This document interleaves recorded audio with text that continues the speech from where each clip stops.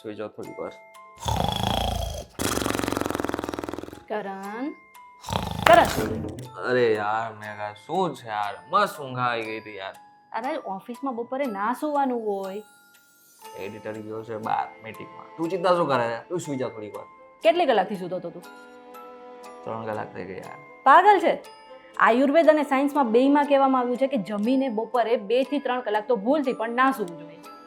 કેમ? તમે પણ આવી ભૂલ કરો છો તો થોડા ચેતી જજો, કારણ કે આવું કરવાથી તમે બીમાર પણ પડી શકો છો. તો બપોરે આપણે સૂવું જોઈએ કે ન સૂવું જોઈએ, અને બપોરે સૂવાથી શું ફાયદા થાય છે અને ગેરફાયદા થાય છે એ જાણવા માટે આ વિડીયો આખો જોઈ લેજો. ઉઠ. તમે આવી ગયા છો વીટીવી ડિજિટલ પર ને મારું નામ છે મેઘા. હવે આ જે આયુર્વેદ છે એ ભારતનું સૌથી જૂનું મેડિકલ સાયન્સ માનવામાં આવે છે, અને આ જ આયુર્વેદમાં બપોરે સૂવાની મનાઈ ફરમાવવામાં આવી છે.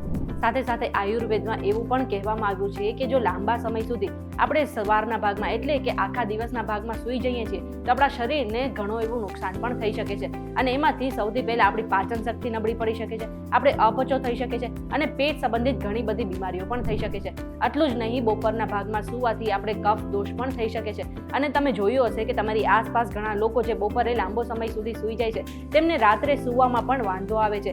એટલા માટે બપોરે સૂવાના ઘણા બધા ગેરફાયદા છે, પરંતુ આયુર્વેદમાં જેવું કહેવામાં આવ્યું છે કે દિવસ દરમિયાન સૂવાની સ્થિતિને દિવા સ્વપ્ન કહેવામાં આવે છે, અને આ દિવા સ્વપ્નનો જો સારી રીતે ઉપયોગ કરવામાં આવે ને તો તેનાથી આપણા શરીરને ઘણા ફાયદા પણ થાય છે.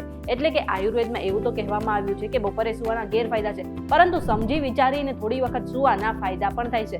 બીજી તરફ મેડિકલ રિસર્ચમાં પણ એવા ખુલાસા થયા છે કે બપોરે સૂવાથી આપણા શરીરને અઢળક ફાયદાઓ પહોંચે છે.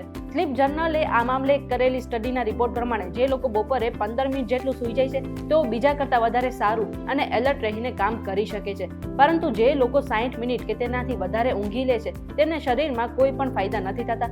આ ઉપરાંત તેમના શરીરમાં નુકસાન પણ થાય છે. આટલું જ નહીં, નેશનલ લાઇબ્રેરી ઓફ મેડિસિનના એક સ્ટડી મુજબ બપોરે 5 થી 30 મિનિટ સૂવાથી આપણા શરીરને ઘણો ફાયદો થાય છે.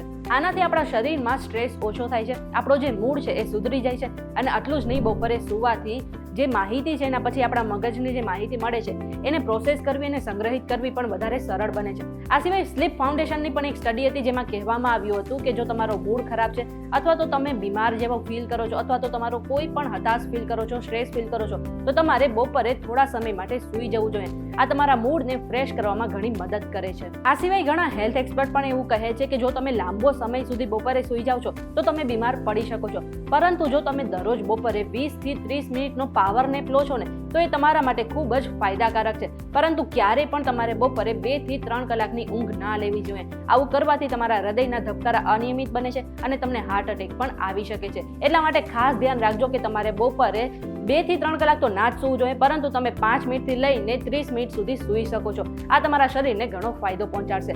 હવે આ જે બધી માહિતી છે અમે રિસર્ચ દ્વારા એકઠી કરી છે, અને કોઈ પણ સ્વાસ્થ્ય સંબંધિત સલાહ માટે તમારે ડોક્ટરની સલાહ ચોક્કસથી લેવી જોઈએ. જો તમને આ વિડીયો પસંદ આવ્યો તો વિડીયોને લાઇક અને શેર કરી દેજો, અને આવા જ વિડીયોઝ જોવા માટે અમારી ચેનલ સાથે જોડાયેલા રહેજો.